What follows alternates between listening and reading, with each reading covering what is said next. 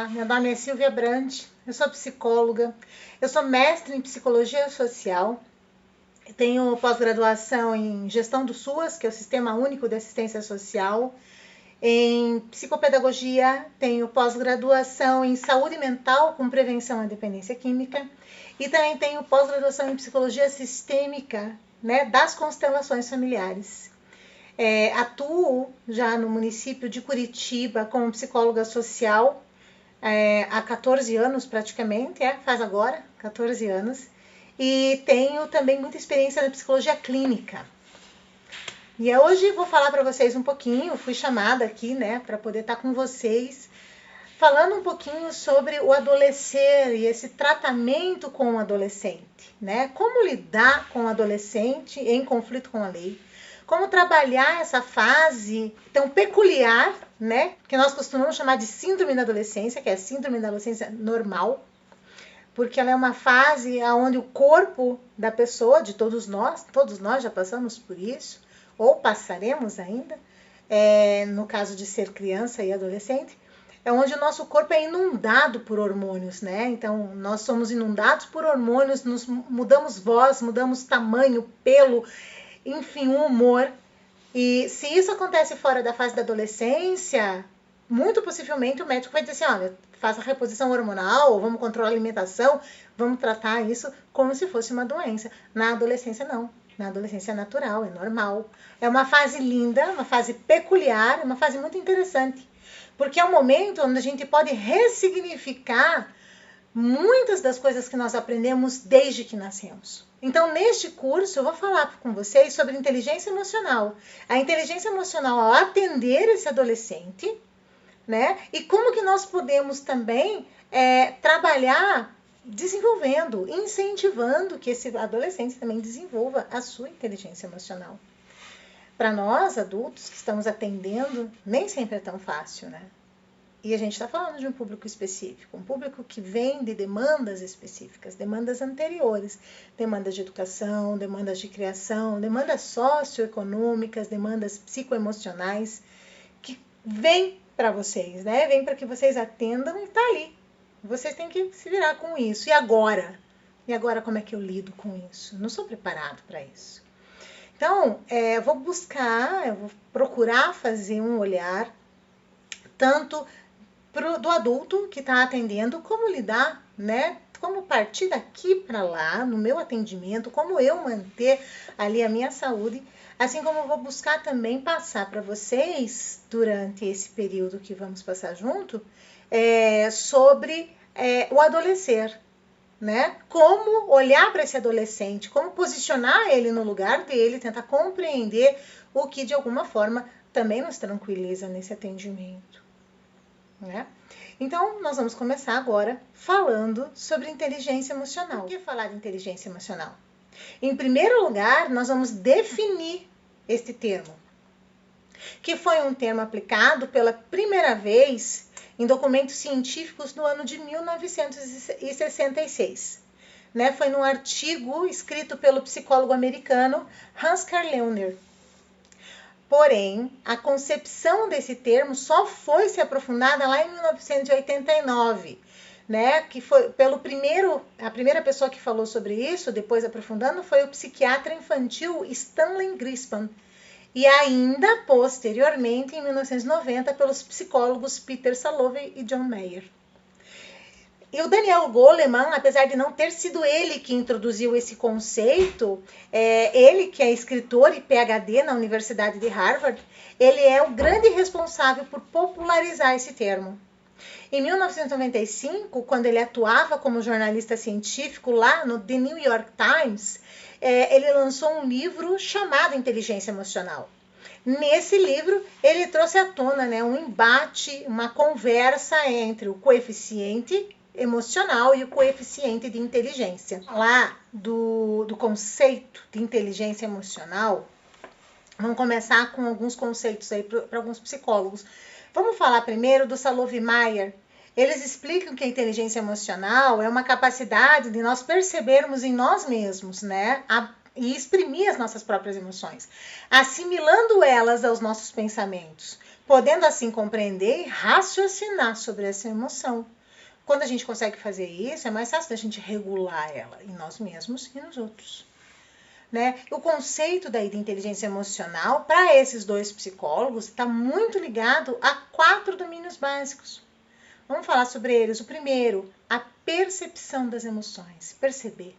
Perceber o que eu estou sentindo, perceber o que o meu corpo traz. Quais as emoções que meu corpo está sentindo? Tristeza, alegria, raiva, euforia. Nem sempre, parece muito simples, mas nem sempre é tão simples assim. Na clínica, a gente recebe com uma frequência gigantesca pessoas que não identificam o que sentem.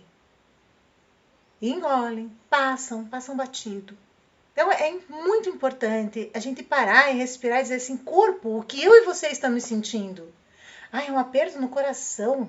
É um embrulho no estômago. Nossa, me deu uma dor de cabeça. Ok, vamos começar a identificar em que momentos, em que situações o corpo está dando sinais de que eu não estou percebendo as minhas emoções. Porque se eu não olhá-las, se eu não percebê-las, o corpo vai sinalizar. O segundo ponto é o raciocínio por meio das emoções. O que significa isso? Que a gente vai pegar essas informações emocionais e vai pensar o que eu estou sentindo, o que eu quero fazer, o que eu quero deixar de fazer. Então, se eu me percebo, eu sei como lidar com isso. Terceiro ponto é o entendimento das emoções, que seria então captar as variações emocionais que nem sempre são evidentes, né? E nem sempre é fácil de compreender a fundo. O mais sofisticado, né, talvez seja mais sofisticado do que simplesmente identificar, é a gente compreender, entender o que elas estão querendo dizer. E o quarto é o gerenciamento das emoções. É a aptidão, né, para lidar com esses próprios sentimentos. O Goleman, por sua vez, ele descreve a inteligência emocional como a capacidade que uma pessoa tem de gerenciar os seus sentimentos, de modo que esses sentimentos possam ser expressos de maneira apropriada e eficaz. Segundo o psicólogo Daniel Goleman, o controle das emoções é essencial para o desenvolvimento da inteligência de um indivíduo. Propicia melhor desenvolvimento profissional, inclusive como líder. Bom, gente, mas a gente logo vai voltar a falar dessas competências e habilidades. Nesse momento, eu considero bastante importante a gente falar de saúde mental, tá? Porque de que forma se desenvolve essa saúde mental, a emocional, esse psicoemocional? Então, é que não tem representatividade só na vida privada de cada um, mas tem representatividade em todas as áreas, inclusive no nosso desenvolvimento profissional. Quando falta repertório, ou seja, habilidade e competência para lidar com as situações estressoras, com os gatilhos que disparam as nossas emoções, nós nos colocamos em risco de gerar sofrimento psíquico tanto para nós mesmos como para quem a gente está atendendo ou mesmo convivendo. E para falar sobre sofrimento psíquico, que é inerente à condição humana, o sofrimento psíquico é inerente. Todos nós podemos ter e vamos ter em algum momento da vida. É importante aqui que a gente pontue, né, qual é o ponto de vista de homem que eu estou falando, né? Que relação de homem que nós estamos estudando. E esse homem é um homem como um ser social. É esse homem que se humaniza nas relações com os outros, que outros, pais, amigos, professores, cuidadores, a comunidade, grupos sociais, a cultura na qual nós estamos inseridos. O que é a cultura? A cultura ela fornece ferramentas, né, para que nós, seres humanos, possamos organizar o nosso conhecimento por meio dos símbolos e dos significados. O que isto significa para mim dentro desta cultura?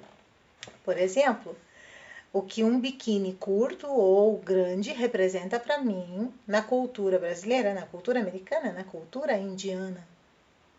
O que burca representa, né? Então, a partir desses símbolos, a gente começa a identificar aonde eu estou inserido, de que forma eu lido com isso. Então, a cultura é extremamente importante. O que significa a linguagem, né? Uma determinada gíria numa determinada comunidade. Quando a gente está falando em atendimento a adolescente em conflito com a lei, a gente não está falando de um adolescente, de todos que vêm do mesmo ambiente, da mesma classe social, da mesma comunidade. A gente está falando em um encontro cultural. E nem todos são iguais. E é importante a gente perceber isso para que a gente passe a identificar, né? De onde essa pessoa está partindo, que linguagem é essa, o que ele quer dizer com isso. Muitas vezes uma criança ou um adolescente que foi criado em meio a impropérios, né, e vozes altas e gritos e xingamentos, chega lá falando com você dessa forma, e se eu não sei identificar primeiro o que eu sinto? Puxa, não gostei, me deu raiva. Mas me deu raiva por quê? É por conta realmente dessa criança, desse adolescente que está falando dessa forma comigo? Ou isso é um gatilho que dispara alguma crença minha? Se isso é meu, eu vou trabalhar isso aqui. Mas se isso não é meu, deixa eu olhar. Né? Se isso não pertence a mim, ele está se xingando porque é a forma como ele aprendeu a se comunicar. E aí, por meio de um novo espaço, que também é cultural. Por meio desta nova relação que você vai estabelecer com esse adolescente, que também é cultural, você pode trazer outros modelos. Então é muito importante entender quais os símbolos, né? Quais as simbologias que se traz ali nessa relação. E é a partir da linguagem, da relação com esse outro, que o sujeito, né, que a pessoa vai aprender quem é. E vai então poder atribuir significados sociais e sentidos individuais ao mundo em que ele vive. E é aquilo que ele está sentindo. Sentir afeto é bom ou é ruim dentro da minha história de vida? Eu, adolescente, aprendi lá na vida que eu tinha que se eu sentisse saudade da minha mãe e fosse buscar ela, chamando atenção da forma como eu sabia, não era bom, porque aí meu padrasto me batia. Aí meu padrasto me colocava de castigo. Então, ter afeto não é bom. Ok, signifiquei o afeto como algo não positivo. Mas e aqui, agora que eu estou me relacionando com você, um educador, um profissional que está se relacionando comigo dentro de um outro espaço, eu consigo ressignificar esse sentimento? Então, a linguagem, a forma como eu falo, como eu me comunico, ela vai gerar possibilidades infinitas de novas ressignificações. É importante entender que cada sujeito é único e ele é construído a partir da relação com os seus mecanismos internos. O que tem dentro de mim, o que eu penso. E da relação com os diferentes tempos e sociedades em que eu estou vivendo. O adolescente em 1980 é muito diferente do adolescente de hoje, de 2021, porque nós nos relacionamos com tempos culturais diferentes. Em 80, nós mal tínhamos celular. Me lembro do primeiro celular dos meus pais, que moravam próximo ao Paraguai ainda, por isso acho que eles tiveram cedo, ali por volta de 88, 89. 90, talvez.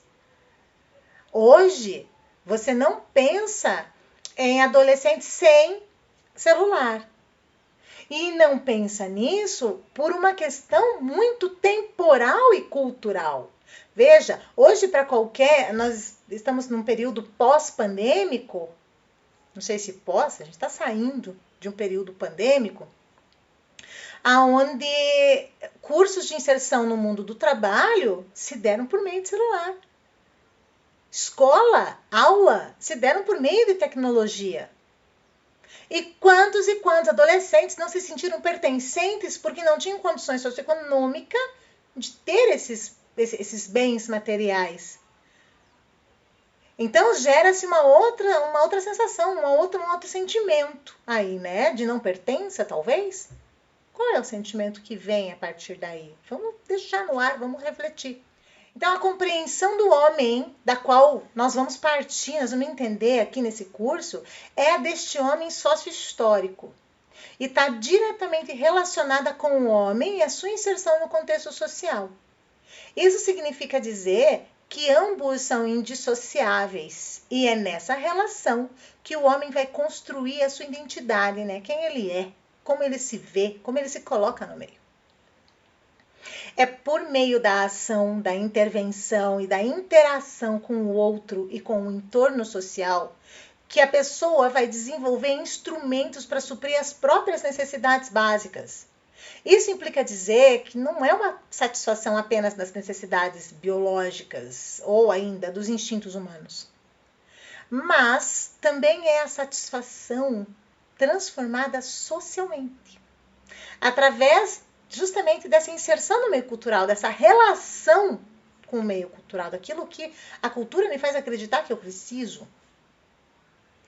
Alguns autores, né, dos quais a gente parte aqui, como por exemplo Ana Bock, Odair Furtado ou ainda Maria de Lourdes Teixeira, eles explicam que o homem é um ser ativo, de ação, ou seja, ele age e transforma o meio.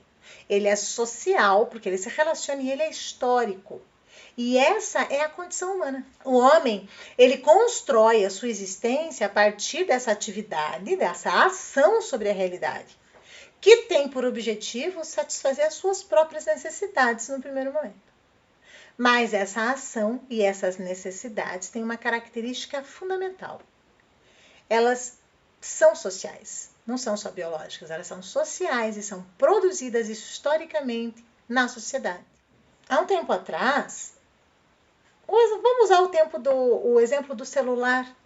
Na minha época lá, na minha infância de 80, na minha pré-adolescência e adolescência de 90, o celular não era uma necessidade.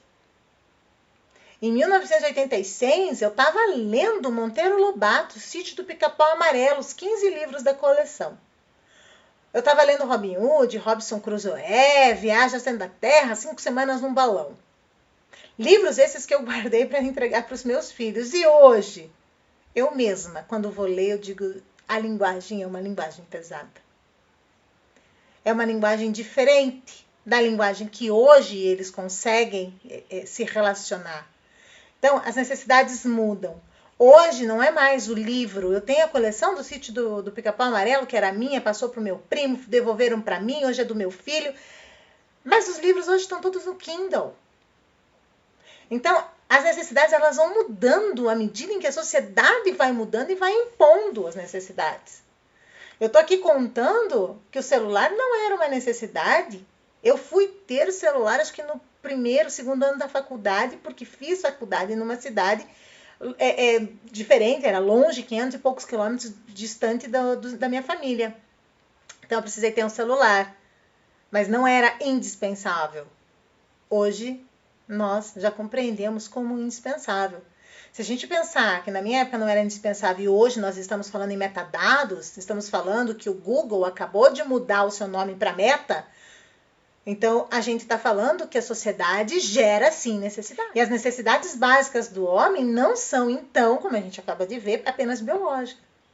Elas, ao surgirem, elas são imediatamente socializadas. Vamos pensar no exemplo? Os hábitos alimentares e o comportamento sexual do homem. Eles são formas sociais. São formas naturais de se satisfazer essas necessidades. A fome. Eu preciso comer. Ok, é uma necessidade biológica para sobrevivência. Mas a gente só come para sobrevivência? Ou a gente comemora? Comemorar. Vamos pensar nessa palavra? Né? Eu vou comemorar, comer alguma coisa para poder festejar aquela situação, alguma coisa que para mim foi importante. Eu vou sair para jantar com meu esposo, com minha esposa, com uma amiga, com os filhos. Vou sair para me divertir e vou petiscar. Então, não. Então, comer não é mais apenas uma satisfação biológica, mas também uma satisfação social. O hábito sexual, que num primeiro momento a gente vai compreender como reprodução, mas não é mais apenas reprodução. O ato sexual hoje, para o homem, ele é uma fonte de prazer. E tantas coisas, então, foram sendo desenvolvidas a partir desta sensação, desta busca de prazer. Então, o homem, gente, ao nascer, ele já é um ser social. Por quê?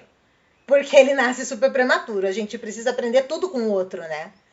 Então, é nas relações e na história de vida desse sujeito que ele vai se constituindo naturalmente e criando novas formas de pensamento e concepções sobre si, né? Quem eu sou, aonde eu estou, quem é esse outro que cuida de mim, que meio é esse que eu estou inserido, então eu vou entender quem eu sou. E o instrumento mediador nesse processo é a linguagem. Essa que é uma das ferramentas mais importantes que o homem desenvolveu no contexto social. E é justamente o que nos diferencia dos animais, né? A linguagem, ela possibilita a transformação do meio, né? Desse meio em que o homem vive. E isso significa desvelar os signos que estão incluídos nesse contexto histórico e social, auxiliando esse homem no processo de tomada de consciência. Opa, eu posso ser isso, eu posso querer aquilo, os meus desejos são esses. E essa consciência se dá justamente na reflexão entre o meu meio interno e o meio externo, né? Nesse embate. E a linguagem é um instrumento que vai materializar, né? Uma das condições humanas. Ela é a capacidade que eu tenho de representar a minha realidade, juntamente com a minha atividade. E é assim, nessa realidade, nessa atividade, que se desenvolve o pensamento. Porque daí eu vou internalizando. Então, por exemplo, eu vou lá e ajo no meio e transformo uma pedra em faca. Pego uma pedra, lasco ela, transformo ela em faca. Ah, percebi que agora facilitou cortar a carne. Eu tô fugindo de um animal selvagem no meio da floresta e entrei numa caverna. Ele tá quase entrando. Eu pego uma pedra e coloco na entrada. Transformei isso aqui em algo que me protege. Ah, vou dar o nome de porta. Poxa, eu posso utilizar isso em outras situações.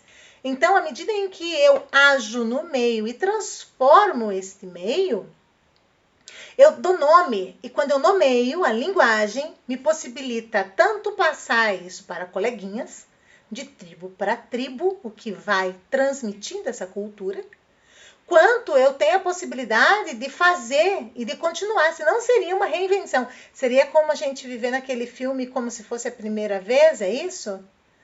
Que a moça acorda todos os dias no mesmo dia, né? Então a gente teria que reinventar a roda todo santo dia, porque a gente não teria dado nome, não teria passado essa cultura e as próximas gerações não saberiam como fazer. À medida em que a gente tem a linguagem, a gente nomeia, a gente transfere esse conhecimento. Então, através da linguagem, o pensamento se objetiva, permitindo a comunicação das significações. Ou seja, nomeando esses objetos, né? Nomeando os objetos encontrados na natureza, tanto quanto aqueles que nós mesmos criamos, né? E essa relação intrínseca do subjetivo, né, daquilo que eu considero importante e funcional para mim, para minha sobrevivência, nessa relação com o meio, permite, né, esse desenvolvimento de outras funções que são tipicamente humanas, como, por exemplo, a memória. E então, a gente vê toda a espécie se desenvolver bio e psicologicamente, impulsionando dialeticamente, ou seja, eu transformo o meio me transforma, eu transformo de novo, o meio me transforma de novo. Então, impulsionando dialeticamente o desenvolvimento de toda uma vivência em sociedade. E assim é possível perceber o pensamento humano, perceber que o pensamento humano se transforma historicamente, né? E ele vai se transformando cada vez em algo mais complexo, justamente por quê? Por representar cada vez melhor essa complexidade da vida humana em sociedade. E isso se transforma então em consciência. A consciência de mim, da minha cultura, de onde eu vivo. E, mais uma vez, a linguagem é um instrumento essencial na construção da consciência, na construção de um mundo interno, um mundo psicológico. Enquanto ser humano, enquanto ser social, eu vou me desenvolvendo. Mas eu vou construindo a representação que eu tenho de mim, a representação daquilo que eu sou, daquilo que eu penso a meu respeito, a partir da construção desse mundo interno. E esse mundo interno se constrói a partir da linguagem. A linguagem permite, então, a representação não só da realidade imediata, mas das mediações que ocorrem na relação do homem com essa realidade.